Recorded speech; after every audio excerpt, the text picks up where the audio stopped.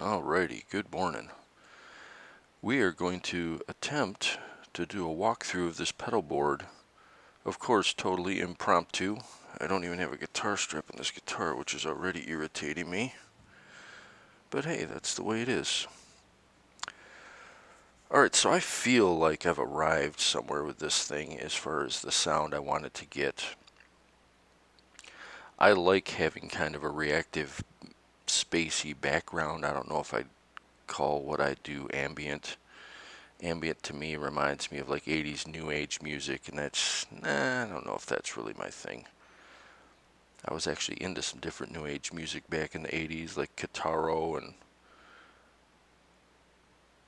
I guess there's other ones we can get into, but this particular setup is more what I call my home setup, or my spacey setup, or my get lost for 10 minutes and feel good about it kind of setup. So I'm just going to run through it right now. So the big change for me in this setup is I gotta do this without the guitar, is definitely going to be the IR200. And I'm trying to use this stand I have, and it just isn't very good. But so in the IR200, in the new home, I have actually some nice amps, some nice small amp stuff that works really good at home. But my place where I play my music is I got to be quieter here. So this has turned my setup into a headphone setup, which has actually been a lot of fun because you get that full stereo field no matter what you do. With the IR200, I'm using the twin combo. I'm using there's only one stereo miking model in the whole thing. It's the very last one in there. You can only view the left one, but when you separate the left and right, you can assign different models to the left and the right. So it's the one stereo one. Just a little bit of room echo. As you can see, I haven't really done anything with any of the EQ in there. I want to say, without getting into the settings on this thing, I'm using the effect send and returns in series because I don't want to go full wet. In fact, I think I'm also mixing some of the direct signal in with it too. That's just the way, back in the day, that's the only way we had to do it, was recording direct. So I don't know, maybe I'm just partial to that sound, or it sounds better to me. So this is that sound. I don't know, we'll do A minor for the sake of this video today. It's going to be unbalanced between the left and the right because the Tomcat Cloudy, the way the stereo is implemented on it, when you have it turned off, you don't hear one side. So until we get to the Tomcat Cloudy, it's going to be kind of in the left side rather than both sides, but that's cool. It's all good because I never listened to it like this, but that's just how the IR200 sounds right now.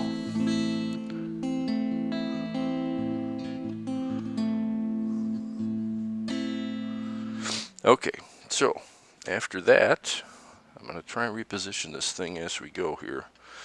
We are coming into, well, I shouldn't say that, before the IR200.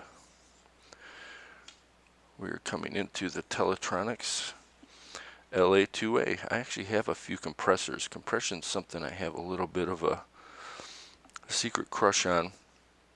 As you can see by the mix, I'm mixing in a little bit of the dry signal. I'm using a decent amount of gain and peak reduction as you watch with this. So I'm using my Eastwood CDR, which is a Cootercaster style thing, which I'm really kind of in love with. I'm going to do a separate video on this thing at some point. The only criticism I have of this Eastwood guitar is there's almost zero taper on the volume pot, which is irritating. Normally I don't go directly into a compressor first, but it helps with the ability to roll off the volume with this thing, since it has almost no taper. But in any case, so without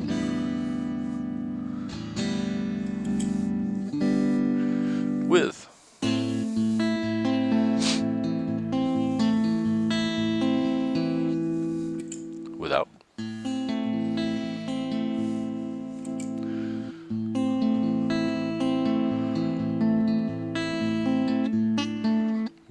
on. I probably should have warmed up before I started this thing. It's probably going to be a longer video, by the way, so if you're interested at all in this pedal board, make yourself comfortable.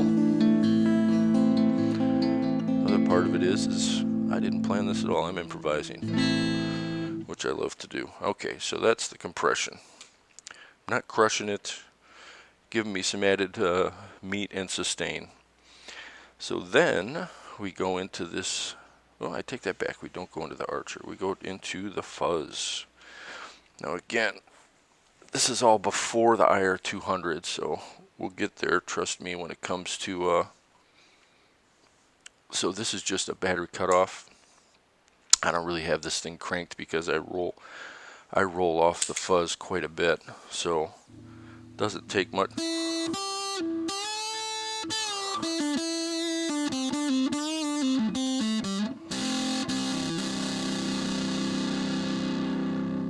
It's really hard to roll this thing off.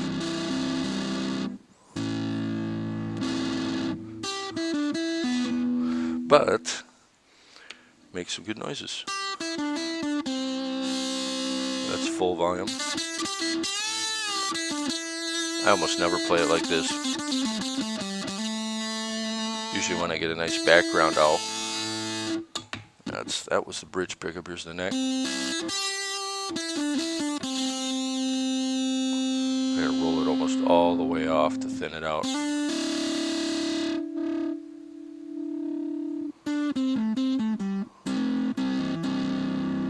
Something like that I like.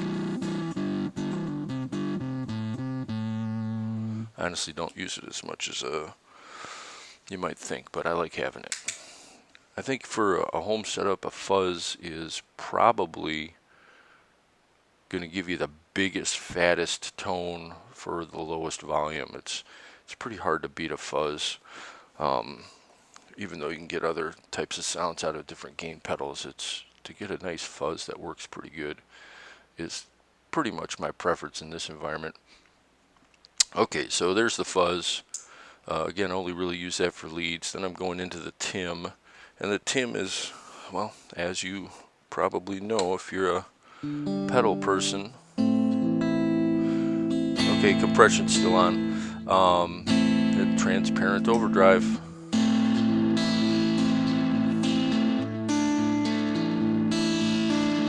Just a nice dirty sound. Plays well with the LA2A.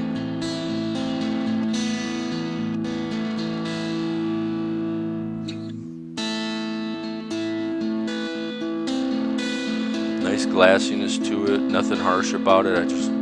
Tim pedal's great. This version 3 is absolutely fantastic. I love this thing.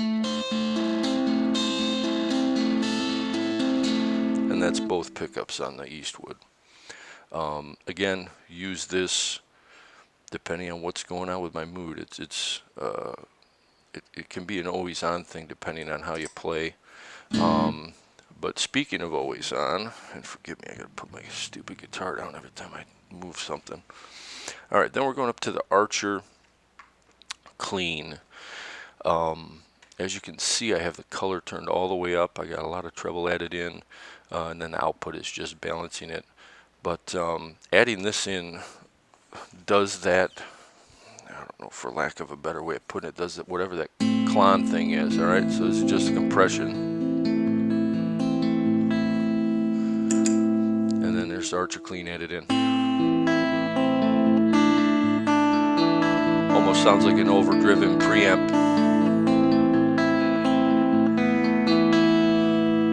Off.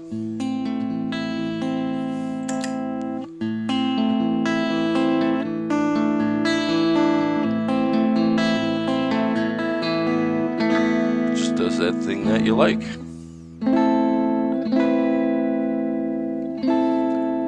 Nice breakup, nice sustain, nice decay.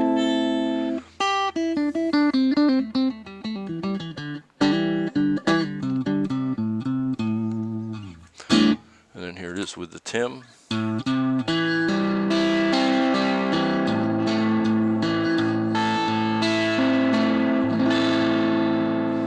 Just to, for the sound I like to hear. What more could you want. That's about as good as it gets, if you ask me, with those two put together. Great combination of, you know, low gain and transparent gain.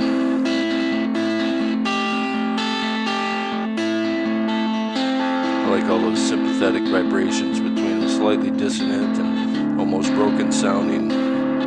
Has that nice body to it. That's compression, Tim, and Archer Clean. So at this point, the compression and the Archer Clean always stay on. So at that point, we jump all the way down. Should have cleaned this place up a little bit. All the way down to the looper. So this looper I like because it does everything I want and nothing I don't. Obviously I have it on a desktop, so I can't really use it like I normally would, but I'll usually record something like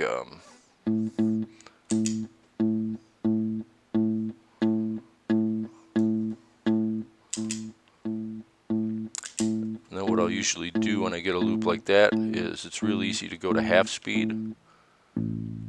So there we go, I got my bass line, quote unquote. Double click this and you get double speed. But in this case it's easy to make a little bass line. If you hold it down you can put it into reverse. It's just a super intuitive, very clean looper, doesn't take up a lot of space. If I hold this button down, it'll erase the last layer of the loop. If you have multiple layers on there, if you hold this one down, it will erase the entire loop. Let's just make it into, let's see if I can make a little loop here real quick.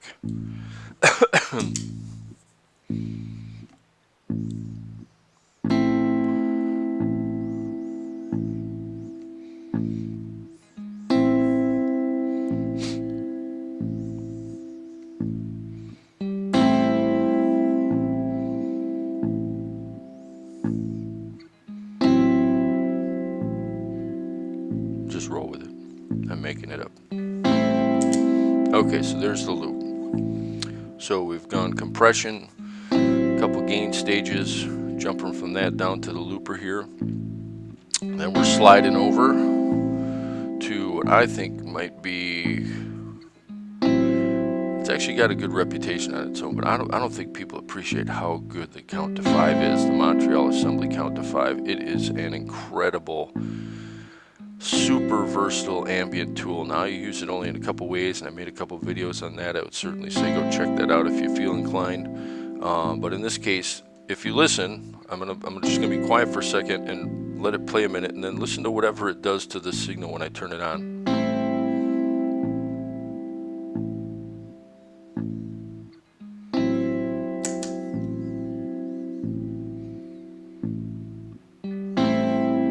Does just a little something to that signal. And again, I'm just going to quantize it up here. That just makes all three of these octaves and fifths, plus or minus. Now, there's a couple ways I'll do it, and I'm going to try this right now. Hopefully it works. So what I like to do with the loop, the micro loop in this, is I'll go to double speed here, okay? I'll record it.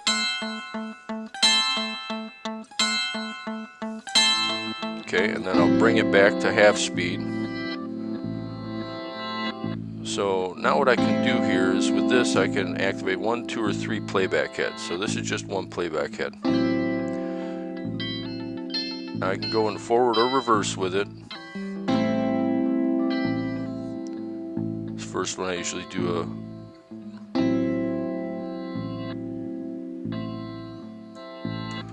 and then we'll add in, mix it here. Obviously I'm not going to leave it this out in front.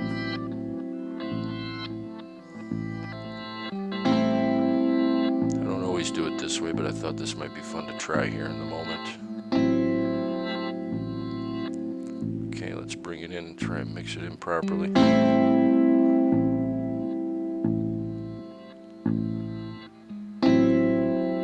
So I do that sometimes. When I used to have the Chase Bliss Mood, I would do something like this and then put it into the right side of the mood and get a micro loop going, and then come back to this and record a loop at normal speed onto this. So I had, you know, bass, normal octave, and then a double octave to mess with between the three, but right now this works fine. Maybe do something a little more forward sounding. Not always into the reverse thing. Okay. Excuse me. Alright, so there we go. Now we're getting into the fun stuff. Alright, now we're moving over to the Habit. Now the Habit's another one where in all the hipster frou-frou goodness that is Chase Bliss, this is one of those ones that is still, I think, ahead of its time. It feels like an unfinished concept. The next version of this might be one of their biggest pedals ever. The insane amount of delay time you get out of this, mixed with the modifiers that you can apply to it. The ramping isn't too much. I don't think it's implemented well in this, but the idea of scan I don't think is implemented well on it either. But the spread and the size and the repeats with the feed mode is really all you need. Now I have it set up right now. I'm using the low pass filter to kind of give it almost an electric piano sound. It gives it kind of, this is where the mood starts coming in with the thing. So and it's on edge of oscillation, so it's going to slowly build in the background, so you have to mess with repeats if it starts getting out of hand. But let's kick that in.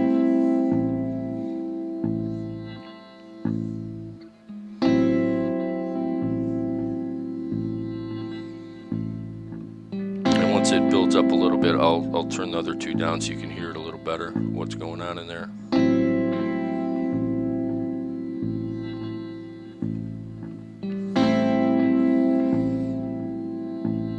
Geez, we're already 17 minutes in. Okay. Alright, let's turn these two down so you can kind of hear what's going on in there. Now notice I didn't stop either loop. That way when I turn them up and down, they're still going to be synced together. But as you can see, the Habit is just kind of doing something in the background, and it's just kind of bouncing around in there. And as you play over it, and obviously I'm not playing any leads right now, just had some rhythm playing into it, but it just continually just kind of evolves in the background, and that's what I really like. I like that kind of reactive background. Okay, so we're still in front of the IR200. We haven't gone into the IR200 yet. This is everything that's in front of the amp, quote unquote. So let's move on to the next spot here on the pedal board, and this is the part that starts to irritate me greatly, because I really don't have the right stand or anything to do this. Okay, so this is an unbelievably overlooked thing that has been around for decades at this point. This is the Sonic Stop Maximizer Pro by BBE. The Sonic Maximizer's been around forever, and there's a reason for it. In this world of pedals, you want this magical, unobtainium sound. Like the Sonic Maximizer is that. And these are hand-wired. I don't know if they're still hand-wiring them. I grabbed one real quick when it came out. The Pro has the mid focus on it, which makes it different. Okay, so I'm going to be quiet for a minute and let this play, and then I'm going to turn on the Sonic Maximizer, and there's just, I don't see why you wouldn't use it. And maybe that just dates me as the way my ear is, but here we go.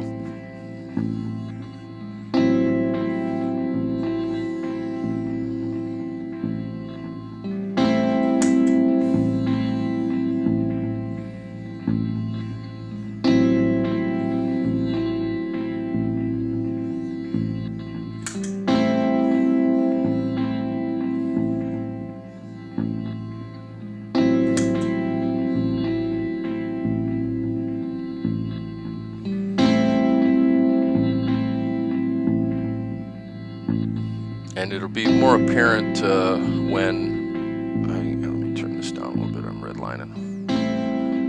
It'll definitely be more apparent once I get the stereo field going. Excuse me. So we'll revisit that a little bit when we get that point, because now We are going from the Sonic Stomp back into the IR200, and now we're going to be talking about coming out of the effects loop. And that brings me to this pedal, Hungry Robot, the Wash. This is the second one I've owned. The first one I had a few years ago, but when I decided to go stereo with my setup, I, some reason, told myself I didn't need a mono delay / reverb thing anymore, which was kind of dumb. But in any case, the Wash is a digital delay, but it does some cool things to the signal, and it adds the kind of that right mood that you want. So here we go with the Wash.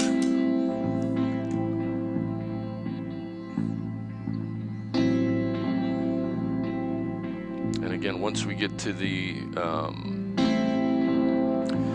Tomcat Cloudy down here, the stereo field will come back, and you really get to hear what a great. In fact, you know what? Let's skip to the Tomcat Cloudy because it's messing up the whole signal up until this point. So the Tomcat Cloudy I use in what's called Spectral Madness mode.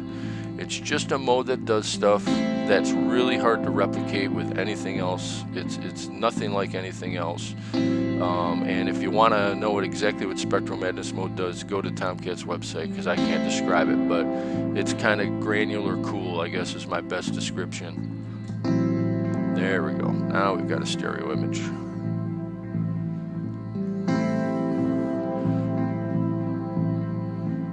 It just does, again, I'm into that thing that does that X Factor kinds of stuff, and Spectral Madness mode on the Cloudy is one of those things. Alright, so off with the Sonic Maximizer.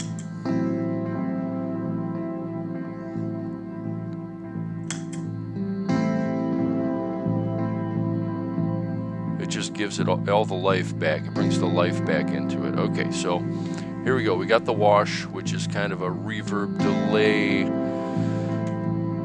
mash it together kind of thing. I don't know, for lack of a better way of putting it.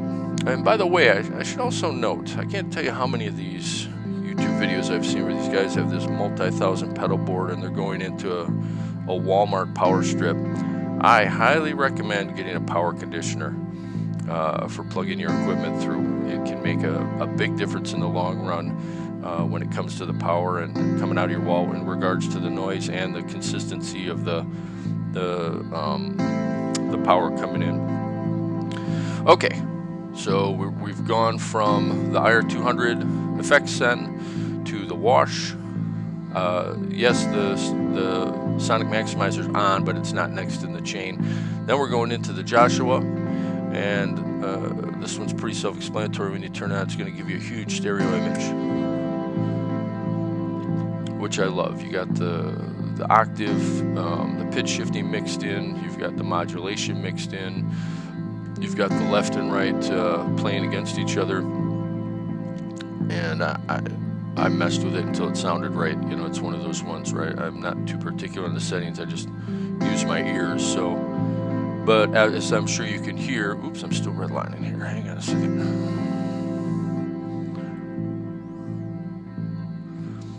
Distorting bad, but I don't want to redline. Okay, so we're going effects send into the Wash, into the Joshua Ambient Echo, which in my mind is the best sounding digital delay I have ever heard.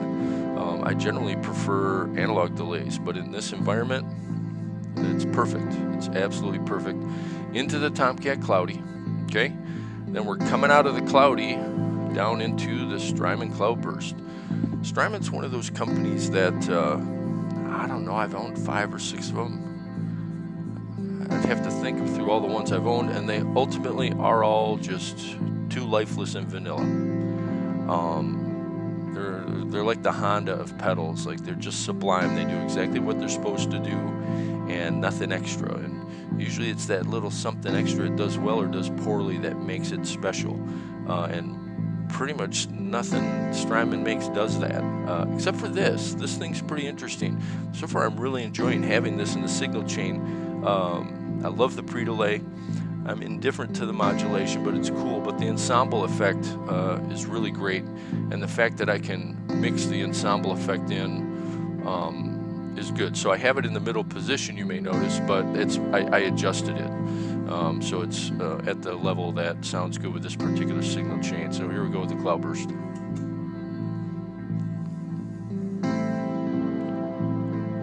And again, I'm just adding a little more atmosphere to it. I'm not putting some crazy, if you look, where's the mix? Which knob is the mix? Yeah, if you look at the mix, is mixed way down. I'm just trying to give it some space.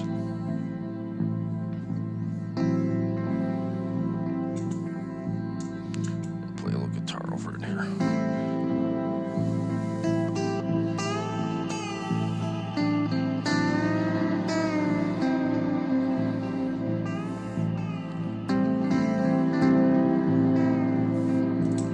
On there. I'm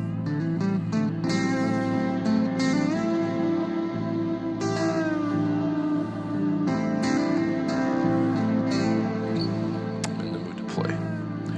In any case, we're getting there. We're getting there. We're down to the last pedal in the chain, or in the effects loop of the IR200, which is the generation loss. So the generation loss, as far as that lo-fi thing goes, it's the best one. The Mark II at least. I don't have it in the Mark II mode though, I have it in the classic mode. So really I'm just using the filtering. But what I like about the classic mode is you can, similar to the mood, you can change the resolution of the way it looks at the signal. You can make it really low res if you want. But in this case, as you can see, I'm not really using the wow and flutter. I believe this one's high pass, this one's low pass. So again, I'm just contouring the signal based on the sum of the signal chain here. And of course, it's going to add the stereo, the final stereo imaging to it, which is this. So again, I'm not using it in an overt way. I have it at unity, so you're hearing as much of the signal up until this point as you are the affected signal. Sometimes I'll do this. Give me some sort of modulated whatever, flange, phase, comb filter, whatever you want to call it, but it's kind of cool sounding. Little too in your face for me, but you know, I might do this just to give it some subtle movement. I don't always do that, but I do that in some cases.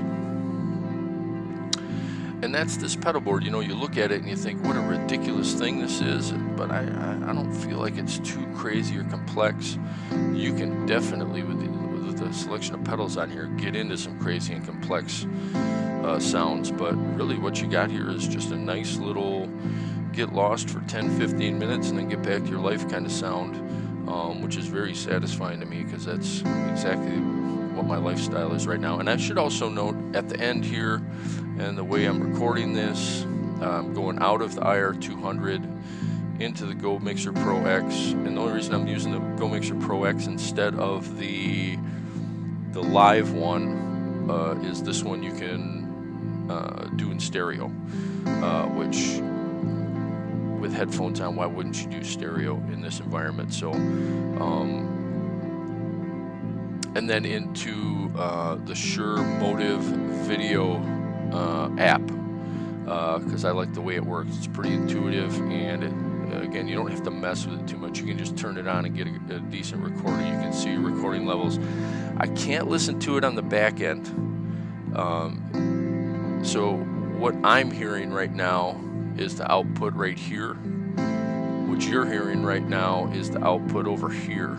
So I can't hear exactly what the phone is hearing. I have to look at the view meters on here, which is fine, whatever. I know how to look at a meter as long as I'm not redlining it too much and not getting too low. I think we get an okay recording. But I'm gonna do a little bit of a jam here. How long is this thing gone? Holy cow, 30 minutes. All right, it won't be a long jam then. All right, so enjoy. Any other questions on this thing, I can certainly dial in on any one of these pedals, but this is kind of how I'm using them right now. And like I said, I feel like I've arrived a little bit with this sound. This sound really satisfying to me. So enjoy.